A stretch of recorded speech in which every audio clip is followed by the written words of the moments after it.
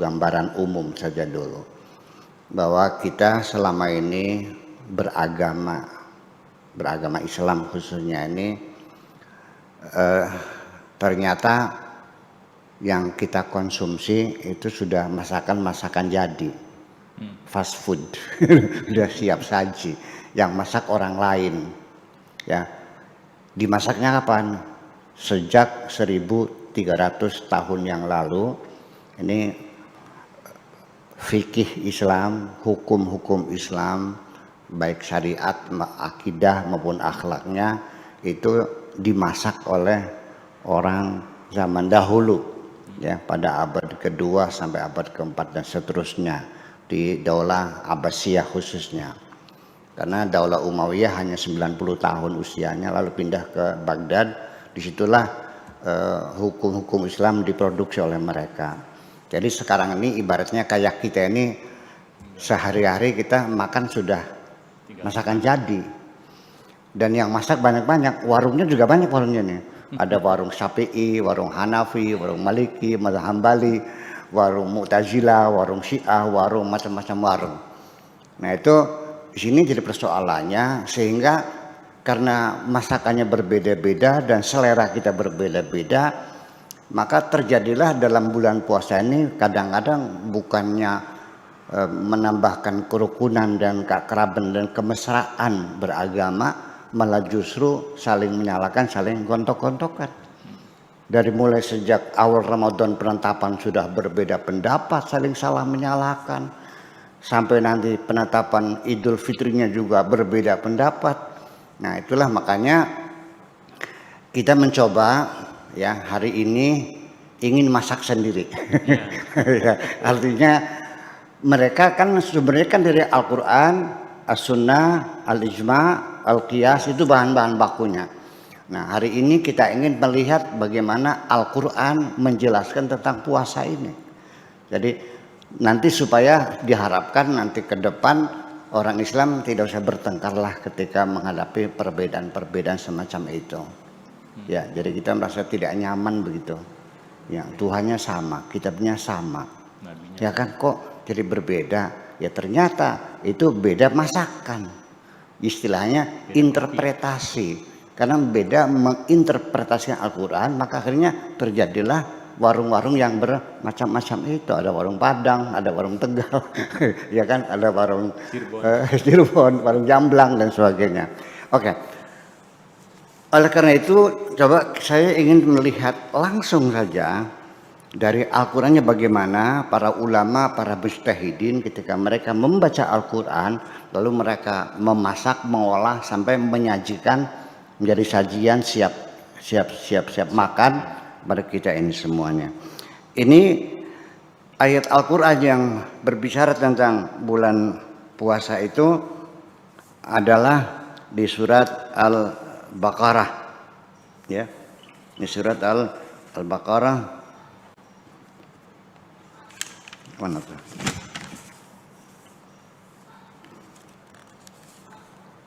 Oh, jadinya lepasnya. Coba cari dulu bentar. Ini sudah bersih kok bisa.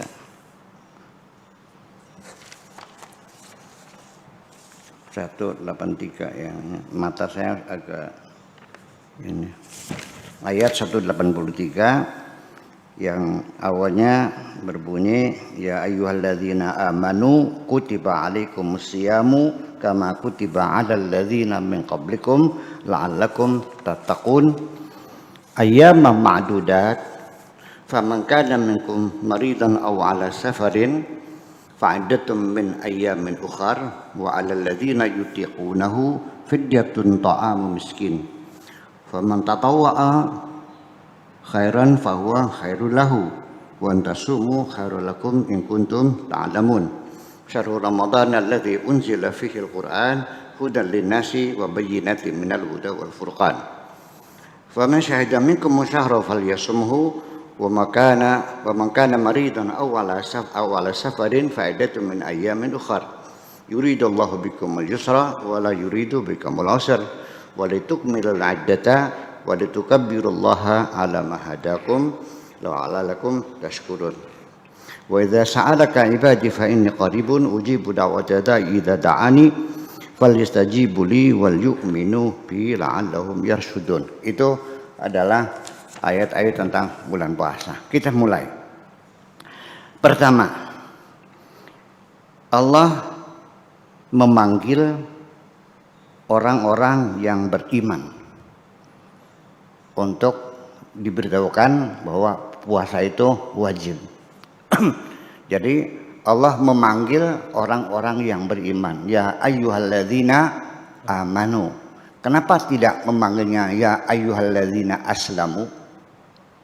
Kita orang Islam, seolah-olah sehari-hari saya muslim, agamanya Islam. Tetapi setiap Allah akan memerintahkan sesuatu, yang dipanggil adalah keimanan, orang yang beriman. Kenapa demikian? Jadi artinya bahwa Allah tidak memanggil ya ayyuhalladzina aslamu karena belum tentu siap melaksanakannya. Yang sudah siap melaksanakan itu adalah orang-orang yang telah beriman. Jadi kalau demikian, maknanya bahwa level keimanan itu lebih tinggi daripada keislaman. Nah, di dalam Al-Quran juga diceritakan bahwa ada beberapa orang sahabat datang menghadap kepada Kanjeng Nabi, lalu mereka mengatakan qalu amanna, ya Rasulullah kami beriman. Rasulullah melihat dengan perasaan yang sangat sensitif itu, kayaknya nggak pas nih. Ya. Nah, betul juga, akhirnya datang perintah dari Tuhan untuk menyampaikan kepada mereka yang menyatakan dirinya telah beriman, bal qulu aslamna. Sebaiknya engkau mengklaim saja telah berislam. Jangan mengatakan kami telah beriman. Lah, kalau begitu berarti kalau orang beriman sudah pasti berislam. Tapi orang yang berislam belum tentu beriman. Itulah makanya yang dipanggil adalah orang yang beriman, ya ayyuhalladzina amanu. Kenapa? Apa sebabnya mereka itu diperintahkan untuk menyatakan telah berislam, jangan beriman? Alasannya adalah walamma yadkhulul imanu fi qulubihim. Karena keimanan belum masuk di dalam hati mereka. Jadi mereka sudah sholat, sudah zakat, sudah puasa, sudah haji, sudah sah kita sebut sebagai muslim. Tapi apakah dia mukmin? Belum tentu. Karena belum tentu orang yang muslim itu juga mukmin.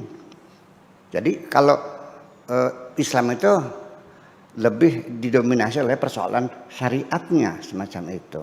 Ini satu demikian. Kemudian yang kedua, setelah Allah memanggil ya ayyuhalladzina amanu kutiba alaikumus siyamu. Kutiba dalam bahasa Indonesia sebenarnya kan diwajibkan. Di dalam bahasa Arab kataba itu berbeda dengan wajaba, berbeda dengan farada.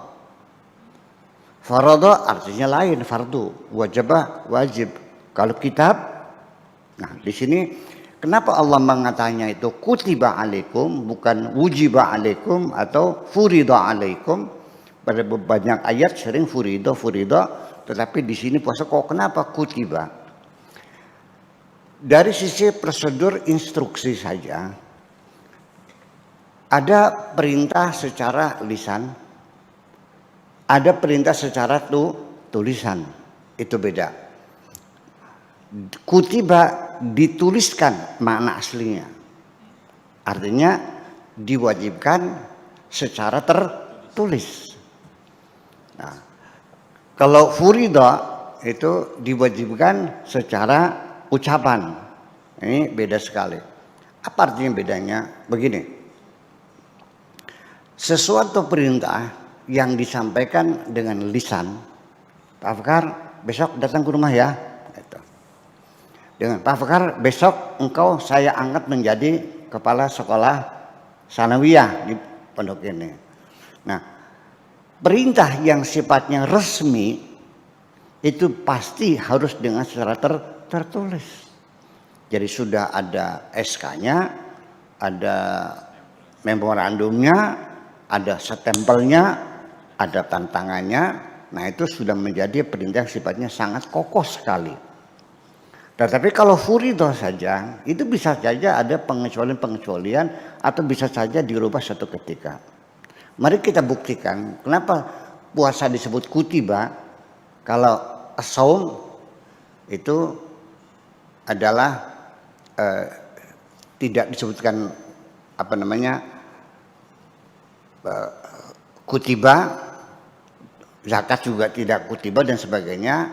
Mari kita buktikan ketika seseorang jatuh atau datang haid, dia tidak sholat, ya begitu salah suci lagi diqodho enggak. Tapi bulan puasa perempuan datang haid, dia kan tidak boleh puasa. Nanti Syawal dibayar enggak? Jadi karena perintahnya lebih kokoh, kutiba alaikum, itu satu. Kemudian kama kutiba alal ladzina min qablikum, seperti juga puasa ini diwajibkan bagi bangsa-bangsa sebelum kita sekarang ini. Artinya di setiap negara, di setiap bangsa, setiap agama itu tradisi berpuasa itu sudah ada. Di semua agama ada. Kita di Jawa juga ada tradisi puasa. Ada yang puasanya sampai jam 10 ya. Ada puasanya sampai asar jam 4. Ada lagi puasanya 3 hari berturut-turut. Ada lagi puasa tidak makan yang bernyawa. Ada lagi dan sebagainya puasa. Di Amerika, suku Indian itu, mereka dulu puasa setiap tahun itu selama 12 hari. Kemudian suku bangsa di Eskimo juga puasa selama 15 hari. Tapi sekarang tradisi itu sudah hilang karena mereka sudah tidak, apalagi kalau sudah menjelang dingin ya, itu nggak mampu sekali, berat sekali. Itu. Alladzina kama kutiba 'alal ladzina min qablikum la'allakum tattaqun. Ini target, tujuan, ya maksud daripada puasa ini la'allakum tattaqun, supaya engkau bertakwa. Artinya puasa ini untuk meningkatkan ketakwaan. Sekali lagi bahwa ketika untuk meningkatkan ketakwaan ini karena salah persepsi, maka konklusinya berbeda, implementasinya berbeda, aplikasinya berbeda. Jadi kalau persepsi salah ya kesannya salah semua. Sementara ini kita kan mengkonsumsi masakan sudah matang.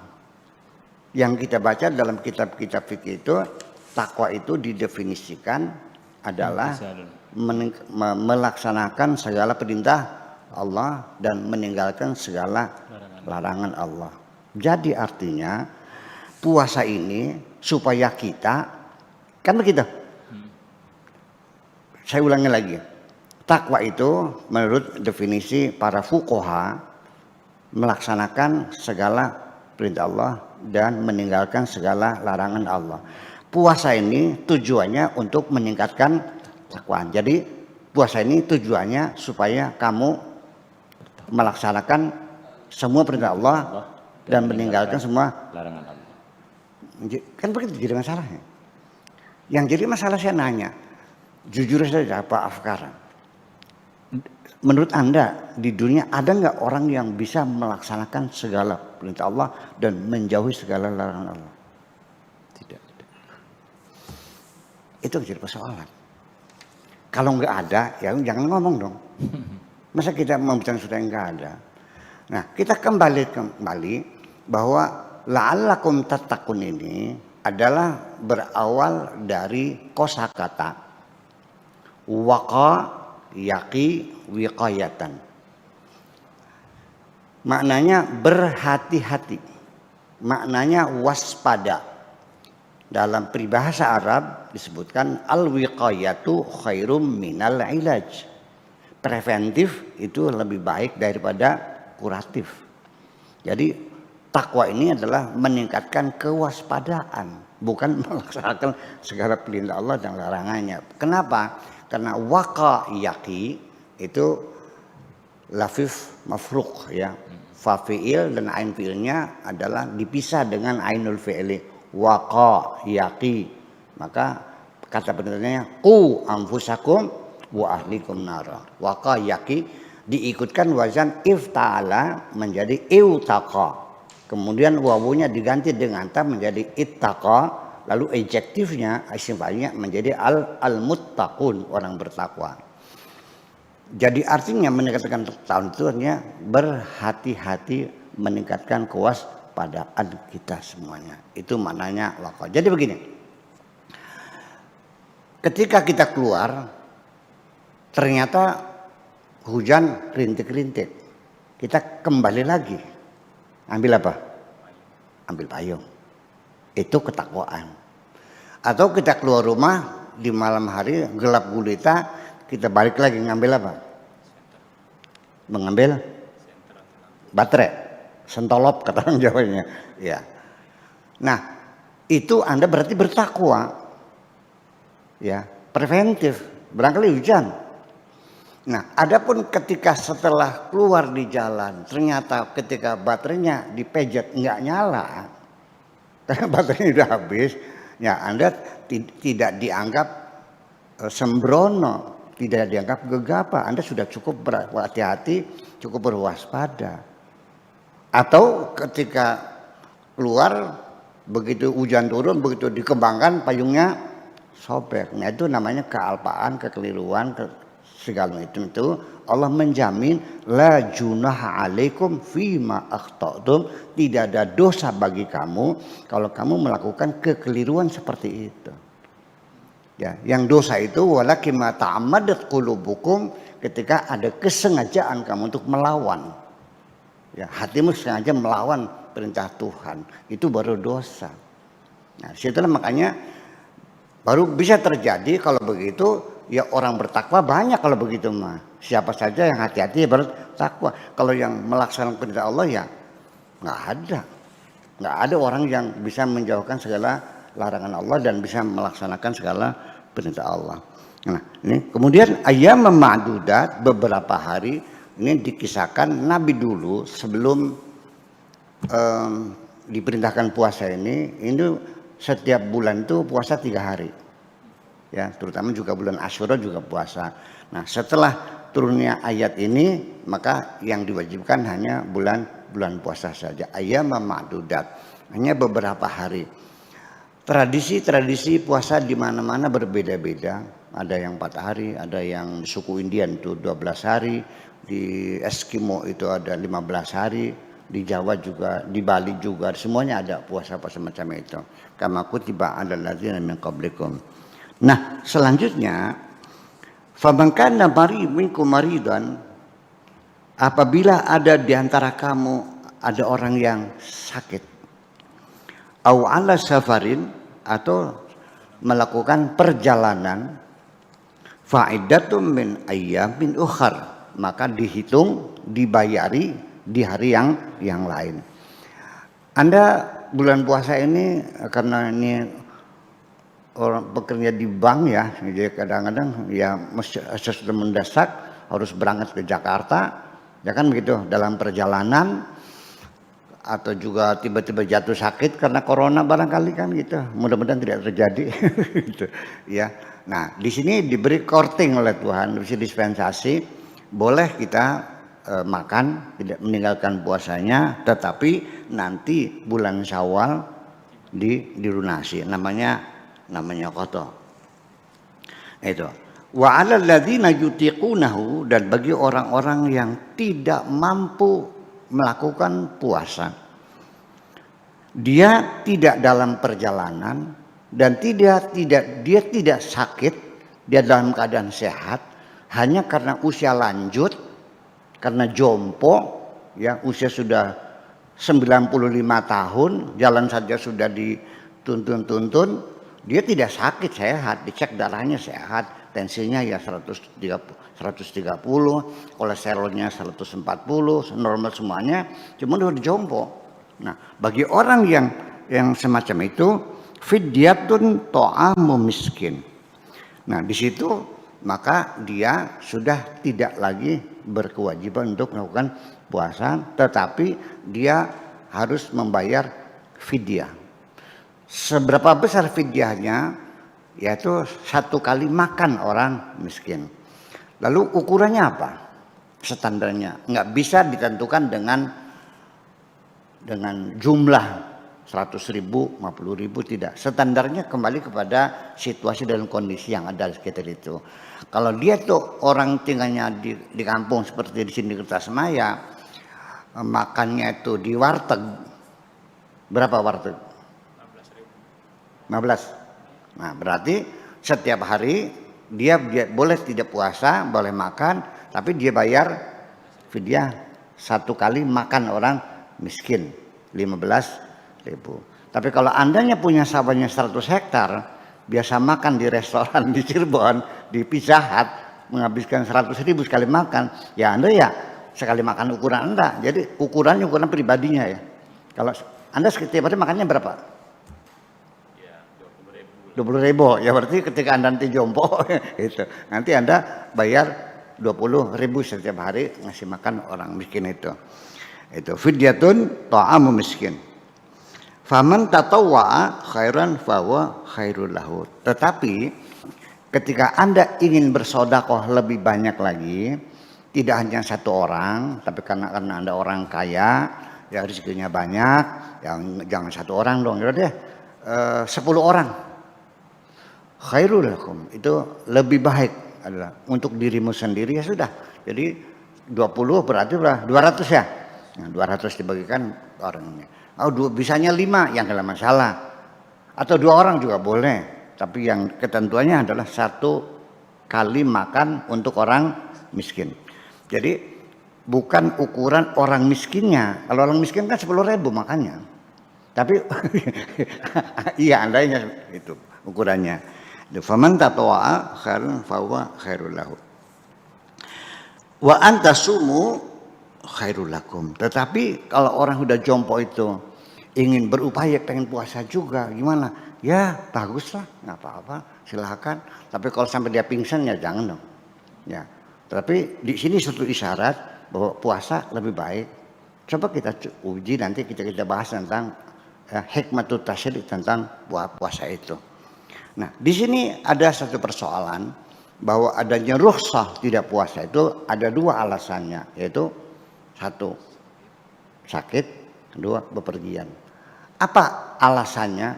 Alasannya adalah istinaban min istima'il masyaqqatin, menghindari ada 2 kelelahan puasa, kelelahan perjalanan. Yang jadi masalah kalau kita pergi perjalanan dulu bisa kita maklumi karena perjalanannya naik onta atau juga jalan kaki. Kan begini, al hukmu yaduru ma'a illatihi. Hukum itu sangat kondisional, tergantung kepada sebabnya, kepada ilatnya. Kenapa boleh tidak puasa? Karena jangan sampai lelahnya puasa, lelahnya perjalanan bergabung menjadi satu, menjadi sangat lelah dan akan membuat Anda menjadi sakit.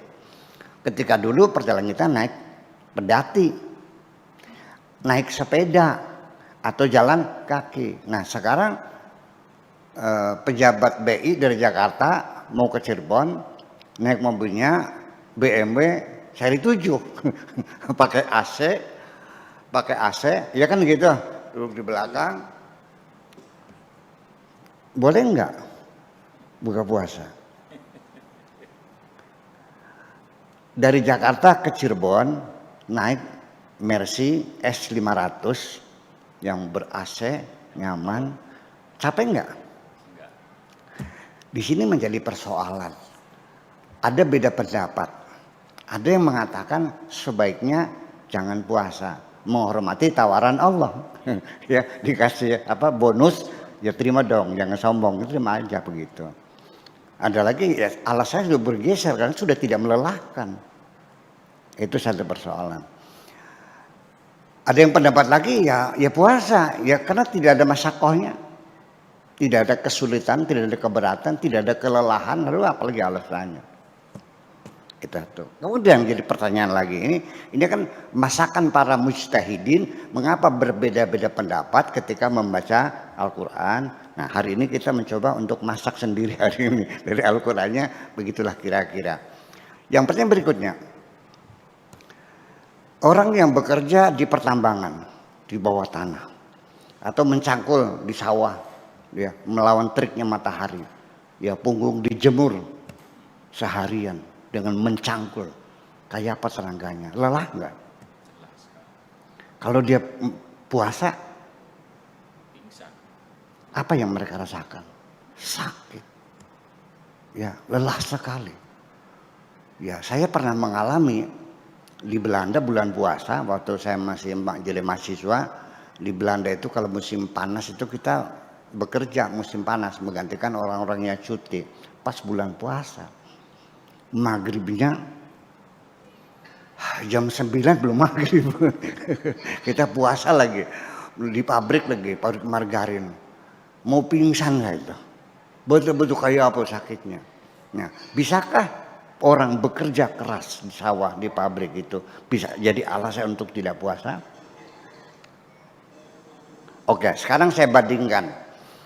Bapak-bapak dari BI naik mobil Mercy 500 ke Cirebon, ya kan, kunjungan kerja. Boleh tidak puasa. Orang yang mencakul di sawah harus puasa karena alasannya hanya dua, sakit dan bepergian. Ini menjadi persoalan. Ya, dulu pernah ada di Al-Azhar, Syekh Muhammad Abduh itu memberikan fatwa untuk orang yang bekerja keras, ya, di sawah dan pertambangan itu boleh berbuka. Tetapi nanti di waktu cuti dia bayar puasanya. Tetapi fatwa itu didem dan tidak disebarkan kemana-mana. Tapi kalau dibaca bukunya masih ada. Ya, karena banyak orang yang tidak setuju. Nah sekarang Bapak sekalian, tolong pakai hati nurani. Ini tukang macul, anak istrinya perlu makan, dia mencakul seharian dan harus puasa. Kita masyarakat kita itu kalau majikan orang yang punya tanah itu masak untuk ngasih makan orang yang mencakul di sawah, itu menjadi tercela di sini. Ya, ya, namanya itu melanggar namanya. Harus jadi gimana? Ya suruh puasa. Sampai mana? Ya sampai sepingsannya. Nah, nanti di sini yuridullahu bikumul yusra wala yuridu bikumul usra. Allah tidak ingin mempersulit kamu. Allah ingin mempermudah kamu. Ini kita kembangkan dari Al-Quran inilah, makanya perbedaan penafsiran itu adalah sifatnya penafsiran. Perbedaan bagaimana menganalisa, bagaimana mengurai ayat-ayat Tuhan itu. Makanya tidak menjadi aneh ketika banyak mazhab-mazhab berbeda-beda karena masing-masing menafsirkan dengan logika masing-masing semacam itu. Kita lanjutkan lagi ya. Wa antasumu khairul lakum in kuntum ta'lamun. Syahrul Ramadan alladzi unzila fihi al-Qur'an hudal linnasi wa bayyinatin minal huda wal furqan. Bahwa bulan puasa itu adalah bulan yang istimewa, di mana pada bulan itulah Al-Qur'an diturunkan. Al-Qur'an hudal linnas, Quran wa bayyinat, Quran bayyinat, ya, kemudian furqan, kemudian az-zikr, kemudian Alkitab. Ada Alkitab, ada Al-Quran, ada Al-Furqan, ada bayyinat, ada Al-Quran. Sama enggak? Ya beda. Ya, kalau kitanya orang beriman, ya, kita menyebutkannya Alkitab. Karena zalikal kitabu la raiba fi hudan lil muttaqin. Tetapi di sini karena Al-Quran hudan linnas. Jadi orang yang beriman membaca Quran, namanya apa? Ya Quran. Yang tidak beriman, ya Quran. Yang beriman, ya Quran. Orientalis, ya baca Quran juga, tentang Quran. Tapi kalau kita yang bertakwa ini, namanya membaca Alkitab. Itu kira-kira. Adapun Al-Furqan itu artinya lain lagi. Faman syahida minkum syahra falyasumhu wa man kana maridan aw ala safarin fa iddatum min ayyamin ukhra. Diulang lagi, bahwa siapa orang dalam keadaan sakit atau bepergian maka dibayar di hari yang lain. Ya, yuridullahu bikumul yusra wa la yuridu bikumul usra. Allah ingin memberikan kemudahan, Allah tidak ingin mempersulit kamu. Ya, mana mungkin Allah menyuruh orang yang bekerja seharian di sawah, tukang beca, narik angkutan begitu jauh ya. Kemudian dia puasa juga, tega enggak? Tapi ini fatwa ini enggak jalan nih. Karena umat Islam masih menghendaki, belum setuju bahwa orang pekerja keras itu boleh ini. Jadi sepingsannya aja ya. Oke. Itu nanti kita bicarakan nanti. Walitukabbirullaha, nah disitulah ala mahadakum walitukmil iddata, jumlahnya disempurnakan.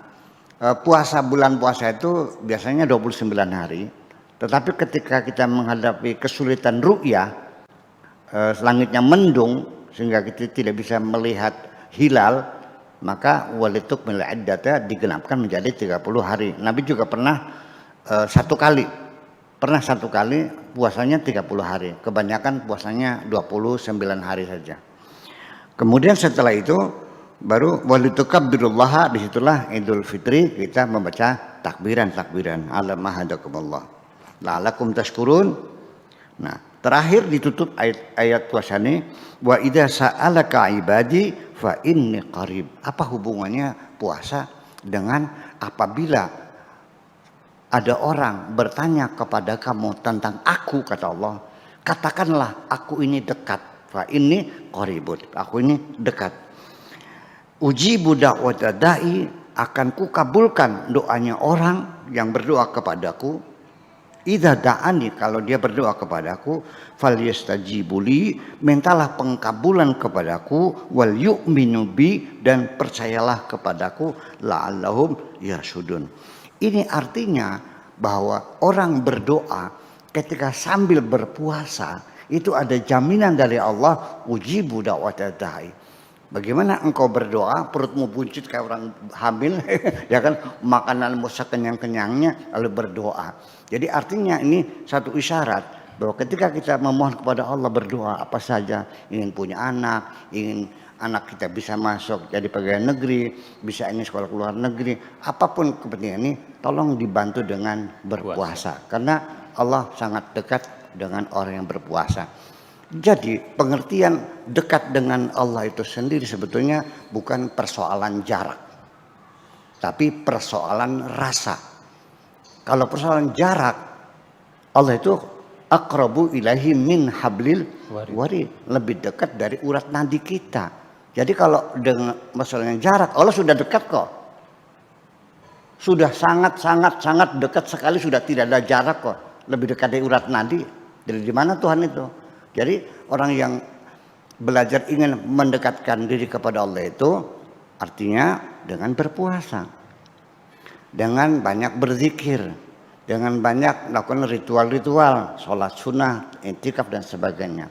Akan tetapi saya melihat bahwa untuk mendekatkan diri kepada Allah, jalur ritual dengan jalur kepedulian sosial di dalam puasa, menurut saya lebih efektif mendekatkan diri kepada Tuhan melalui jalur kepedulian sosial. Mengapa demikian?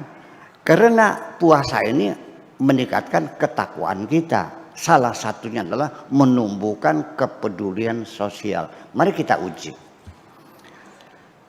Ketika kita masuk bulan puasa, ada perubahan dalam diri kita. Kita mulai mempedulikan masyarakat kita.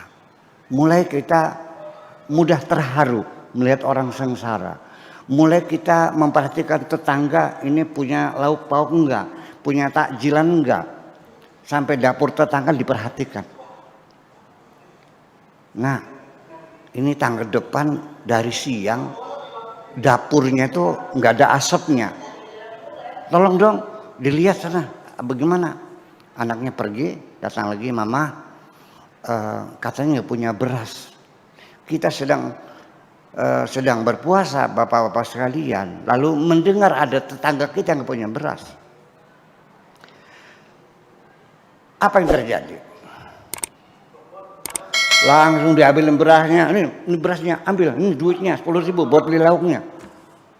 Begitu dermawan. Yuk kita bulan puasa kita berkunjung ke teman. Semua kue keluar, betul nggak? Jadi kedermawanan, kepedulian sosial itu muncul dalam bulan puasa.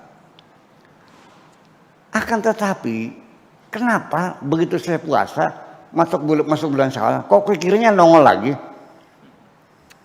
Nah, ini kita harapkan mudah-mudahan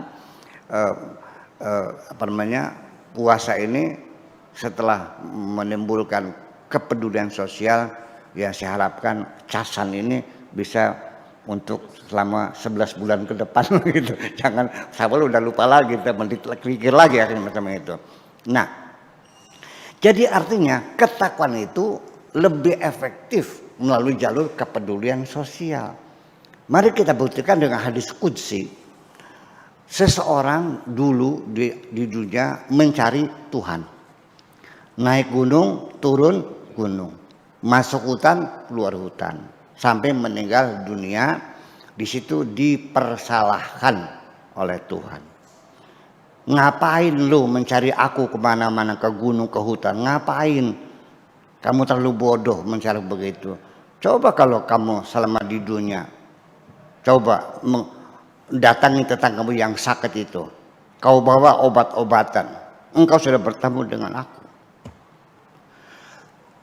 Andaikan engkau melihat ada temanmu meninggal dunia, coba kau datangi dia, ikut kau antar ke makam. Engkau sudah bertemu dengan aku. Jadi artinya apa? Jadi bahwa mendekatkan diri pada Tuhan itu adalah lebih efektif melalui kepedulian sosial. Itu berbuat kebaikan-kebaikan kepada sesama kita. Saya kira itu saja mukadimahnya. Lalu kita lanjutkan dengan diskusi dan selanjutnya. Terima kasih.